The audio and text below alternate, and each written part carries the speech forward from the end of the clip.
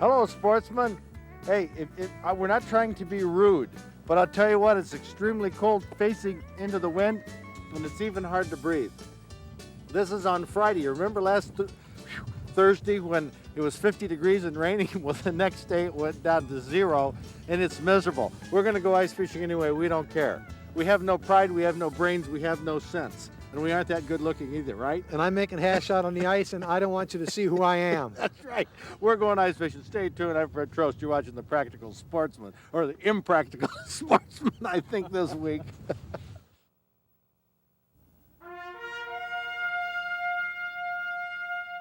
Most of us don't have the luxury of choosing our vacation days by the weather.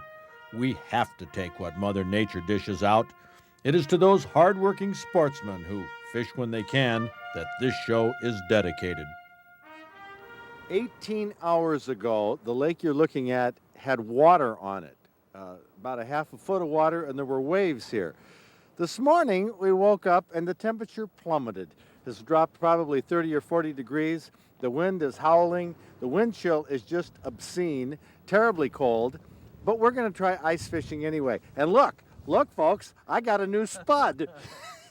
Everybody thinks I'm nuts, but I got a first of its kind spud, which should be just really mean getting through the ice. The ice out here is about 1.5 feet thick, but I'm determined to spud a hole anyway. We have Matt Radzilowski, the fine-looking young man in all the clothes he owns, he's wearing right now. Charlie Keenan, incognito. Who is that masked? Who is that masked man? We have the sleds loaded up. We don't know what's going to happen. We're going to try to get a story on some tip-up fishing. There's nobody else on this lake fishing right now, but we got our sleds loaded. We're planning on having breakfast out on the ice if we can hold the shanty down so it doesn't blow away. So, hang with us, folks. This is an adventure, one we're not going to soon forget. Lake Cadillac, the destination of our planned and advanced fishing trip. We got up here the night before, knowing the weather might not be great, but holy cow, this was ridiculous, but not too ridiculous to cancel our plans. We put up some portable ice fishing shanties, then tried to figure out how we'd keep them from blowing away. Well, Matty had a good idea here to tie this thing down to this other shanty. Yeah.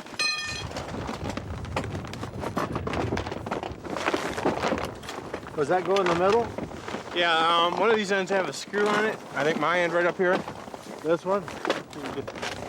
Where? Right up top, right in the center.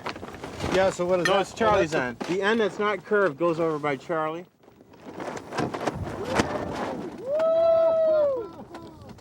Okay. We have a revised plan, Maddie. We're not going to try to anchor it by putting the anchor upwind and holding it that way because we're afraid it's going to slide back and forth. We're going to use this guy's shanty and put, because the wind's blowing so hard, as a sort of a backstop and let it blow up against the shanty. What do you think? Let's try it here, Charlie. Ticket from Marion. Thank you for letting us use the side of your shanty for just a couple hours. Man, this wind is fierce. Whoa! There we go. Hey, I think this is going to work. What do you think about this, Charlie? All right. Now we can hold it. Let's turn this around so we can do the ice fishing holes on the upwind side, okay? We're going to spin this, man.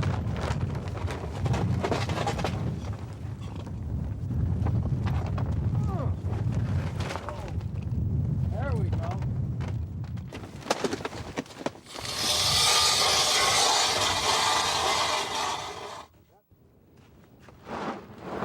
Oh, you want to do that a little bit there, Matt? Yeah, let's just do a little scooping. Hold this baby over. There, it should be about like that. Oh, you're right on the How money. is that? Right on the money. We on the money here? Yep. We'll get these scooped out. Yeah, this will be a lot better in here.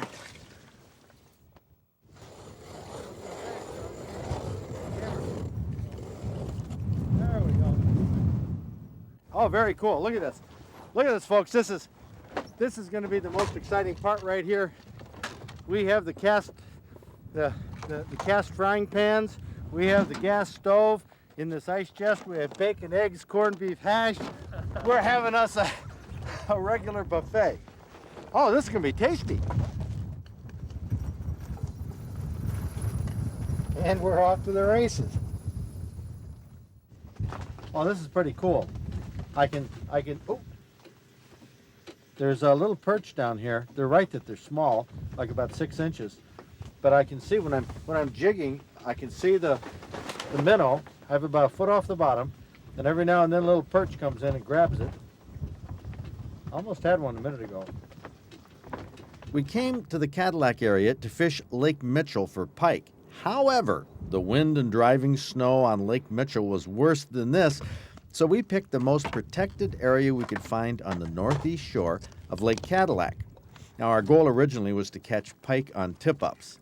However, the minnows were freezing in the bait bucket. They could barely move, which was exactly the condition of Matt's fingers as well. Actually, no living body was moving very well today, including the fish under the ice. Now, like most sportsmen, we are not able to choose the weather in advance, but we are required to choose our fishing days in advance. That means we'll take whatever Mother Nature dishes out. I tell you, it's nice to lay down when you ice fish. This is like deer hunting. Get a little sleep. And right over your shoulder there, Johnny, the bacon, the smell of the bacon is wafting in here as I'm watching perch. Oh, we're getting there. We got the bacon and the hash going. It takes a little longer to cook it in this type of cold and wind. Yeah, but it won't take any longer to eat it. Guaranteed. One perch, small perch.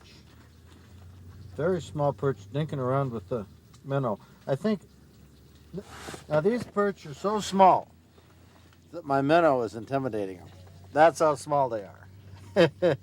But they come up and nip at it. Every now and then there's one about 5 or 6 inches long that will take it out. They're looking right at it. Ah, this is fun. Hee hee hee.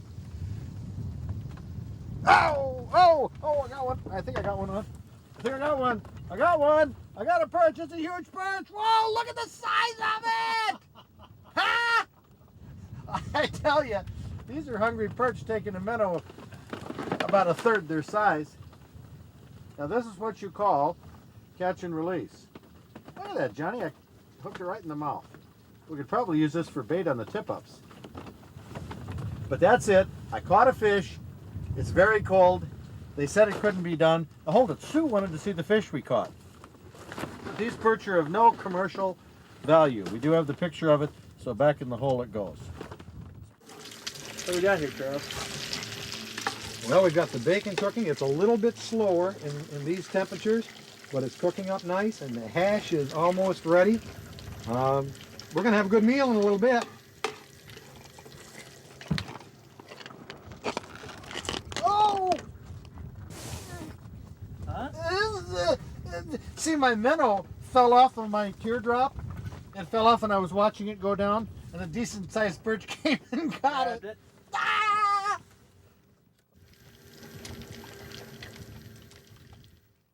And here we go. Get your plate in there real close. All Don't right. lose any of this treasure. And don't mind my fingers, but you're going to get bacon. And Yes, sir. this is the famous hash. Now that's heavy. That is heavy. I can see that. In fact, look at this. Mmm. Mmm. Step right up, Matt.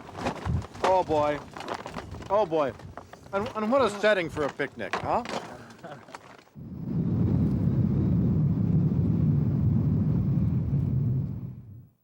This is great hash. And bacon and eggs. I tell you, this is like being back at camp, and I love it. We started this tradition of cooking our noon meal on the ice a few weeks ago, and it's turned into one of the highlights of our Friday fishing trips. It doesn't matter what the weather is, we're cooking a hot meal outdoors. Anybody in there? Yeah. Why? You don't want to come in, do you? I feel heat. Yeah, we really don't have room for anybody else but for two. It's quite snug. We just Matt and I just can't get in too much of an argument here. So we don't do any bickering. Oh, but this is pretty cool. Look, John, we got this lantern here just for the heat. Matt has his sidewinder, or sidefinder graph, and we can actually see down to the bottom with it zipped up. And remember the camp stove that Charlie cooked breakfast on? Right underneath, between our feet here. Oh yeah. We've got one burner going, kicking up heat in the back. So with all this warmth inside when this is zipped down, ice doesn't form on the holes that we're fishing through, so it's pretty cool. And we can have our gloves off. Actually have our ears exposed. Well, the only other guy we saw sitting out on the ice on Lake Cadillac did not have his ears exposed. And he didn't stay out there terribly long either, not as long as we did. When the wind is raw and the snow is blowing in your face, you have to have some kind of shelter or windbreak if you want to fish for more than an hour or so. Now, cooking a hot meal on the ice at noon is optional, but you know that camp stove can stay on all day. In fact, I warmed my hands over it until dark. I find that if I can keep one hand warm at a time, my whole body stays warmer. And I find I can take the mitten off the other hand as well. Now, our theory was that the longer we kept fishing, the greater our odds were of catching fish. And that's a pretty good theory, I think, under normal conditions. But when the barometer drops, like it did on this day, so does the fishing success. Well, notice I said success. I mean, just because the fish aren't biting doesn't mean you can't fish. We go fishing for the fun. It's the way it should be, don't you think? How's the fishing in here, Charlie? Yeah, it's slow. Little ones. That's it, just little perch. I've got about 10, 12 perch in the last 15 minutes. All too small. Well, the fish may have been few and far between and pretty small besides, but we accomplished most of what we set out to do. We wanted to have a day of fishing on Lake Cadillac. We wanted to cook a big, hot breakfast of bacon, eggs, and corned beef hash right on the ice, and we wanted to laugh our way through the day despite the weather. Well, our tip-up story would just have to wait. Oh, just before dark, Rich Pickett from Marion, the guy who has the shanty that we use to keep ours from blowing away, he came out to chat with us. We told him we were coming back to fish Lake Mitchell on Friday, February 8th. Well, what's the weather going to be like on that day? We don't care. We don't need to catch our limit of fish to get our limit of fun.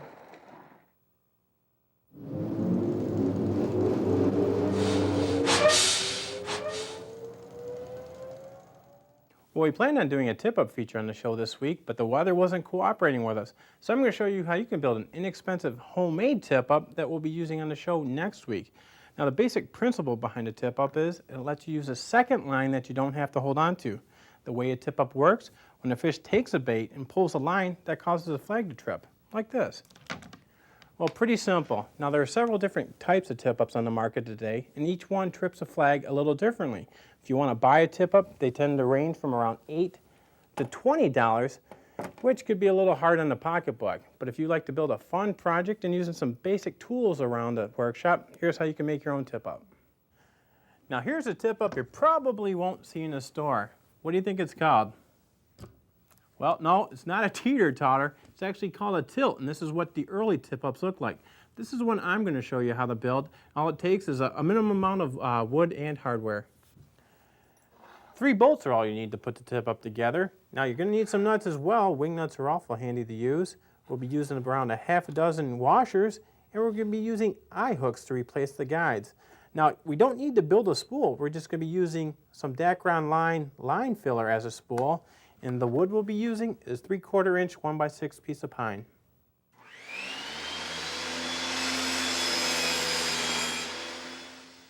We cut our 27-inch 1x6 into 4 pieces. We're going to have 1 piece of scrap we don't need. The other 3, we got the base, the upright position, and then the arm. Now we need the saber saw to make a couple more additional cuts. One would be cut out this notch here, which we're going to use to hold the arm in place, and another one to cut out this slot where we're going to add some counterbalance weight on the tip-up.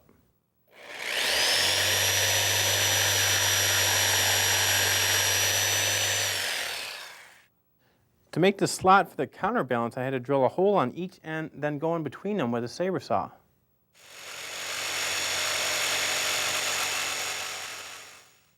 Well, here we have it, our basic tip-up. Now this is pretty easy to assemble. It's just held together, this upright position, with a couple wood screws in the bottom of the base.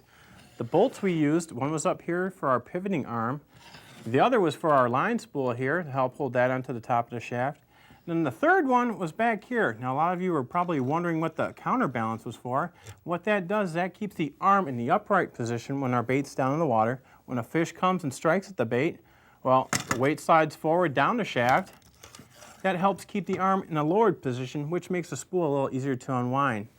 Now if you want to, well, most tip-ups do have a flag, so you could always add a flag back to the end. Or if you don't want to get that creative, maybe paint the back half of the shaft orange. So there you have it, a simple tip-up for next to nothing if you have the materials around your house.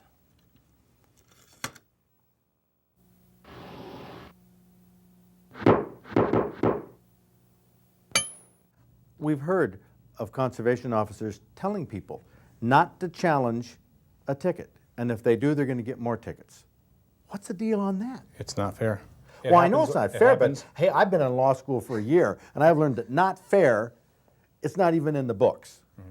The CO probably would be saying, I'm trying to give you a break. Look, you're guilty. He might think you're guilty of 4 or 5 things and say, I'll give you a ticket for 2 or 3 of the charges. Plead guilty and basically accept your responsibility and know that you're doing wrong. And if you want to challenge it, then I'm going to write for all the tickets. So what they're doing is nothing other than a police officer that stops you, for example, speeding and no seatbelt. He'll say, look, here's a speeding ticket. He could always charge you later with another violation. He chose not to. He's giving you a break. They look at it as if they're giving a break to the hunters, which they're really not. Well, I mean, aren't there times when an officer is using this vindictively and saying, look, just don't mess with me? And the officer might be writing a ticket for attitude? At times, I think you're correct. I mean, everybody knows that happens. When the officer, they might have a personality conflict between them. And the officer has the upper hand. He thinks he does. He thinks he does. Is there any way that that can be won? Or is the person who receives the ticket, when he feels it's unfairly, does he have any leg to stand on? It's on a case-by-case basis, and I think a court or a jury would be curious and want to know why a CO waited 3 weeks to file an additional charge when the act occurred at the same time with the others. If you're wondering why Sal Ghani isn't going into a great deal amount of detail about situations that involve officers who write additional tickets after the fact, it's because he's handling a case that involves this situation right now. When the trial is over, he'll tell us more about it. 11-pound whitefish, a lake whitefish in Grand Traverse, West Bay. Now that's a whitefish, which, you know, is an odd-looking fish, but I'll tell you, put it under the broiler. Ooh, huh? Oh, good eating. I bet. Okay, Ed Wells, you're from Traverse City, and you fish the West Bay up there. See, a stinger spoon, and this was in September. Yep. 3rd week in September, 6 o'clock in the evening, you were trolling. Trolling for salmon. Had a bad day, and we're spotting whitefish all over the bottom. How do you know they were whitefish? Oh, you can see them on the graph. Well, you can't see them. You just see a little blurb on the graph. No, shows up like grass. On a paper graph, it would show up like grass on the bottom. Is that right? That's when they're standing on their heads feeding. Oh. I fish them all the time. I see. Hey, I'm not questioning you. This is interesting. So when they feed, they're like that, and they give a different mark on the graph. Yeah, when they're feeding, when you come on a school of whitefish feeding, it looks like grass, like sickles of grass on the bottom. When they're just swimming through as a school, it shows as just a straight line across the bottom of the graph, just off the bottom. And that's how you can tell if they're feeding or if they're just passing through. I'll be darned. And these were feeding? Well, the ones we found were feeding. We dropped down a couple times. They were running about 180 feet of water. Wow. And we dropped spoons down a couple times through there because a few years past, we'd picked up a couple whiteys trolling for salmon. And we dropped down again this time. The rod went off and didn't feel like nothing was there. So I kept reeling, and all of a sudden we had a fight on our hands. And it was fighting and fighting. Got him pretty close to the top and lost him. The pole went dead. That one. Okay. So I'm just sitting there stomping, throwing a fit, going on there, getting ready to set the downriggers back down. I look back, and a seagull lands on the water. It starts picking and swirling around like this. And I said, oh, no, it came to the top. And we turned the boat around, went back there, and it had him in the lip, and it had ripped the lure right out of the lip because they have a soft mouth. Chased seagull off and took my fish back. Very good. All right. Now, even though a whitefish isn't the prettiest fish going, you rank it pretty high on the table. Oh, yeah. Oh yeah, I fish whitefish year round, even in the winter through the ice or in a boat if we have to. Is it your favorite fish to eat?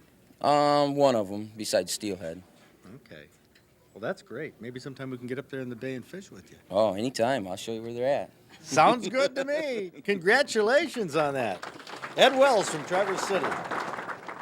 The trophy interviews we show on The Practical Sportsman are all videotaped at our annual Fishing and Hunting Awards banquets. I was laughing at that because John has had similar complaints about me, and he wears earplugs when we go. This was unbelievable. All you women out there, I sympathize with you guys. You got guys out there that keep you up at night. I couldn't believe him. I tell you, I thought he died a couple times. But we have a good weekend coming up. I hope you can get outdoors. It's a great place to be. See you next week. Got the bacon cooking. It's a little bit slower in these temperatures, but it's cooking up nice, and the hash is almost ready. We're going to have a good meal in a little bit. Oh! See, my minnow fell off of my teardrop.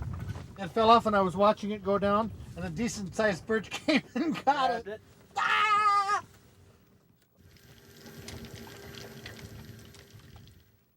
And here we go. Get your plate in there real close. All Don't right. lose any of this treasure. And don't mind my fingers, but you're going to get bacon.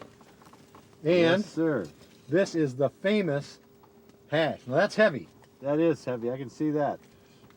In fact, look at this. Mmm. Mmm. Step right up, Matt. Oh, boy. Oh, boy. And what a setting for a picnic, huh?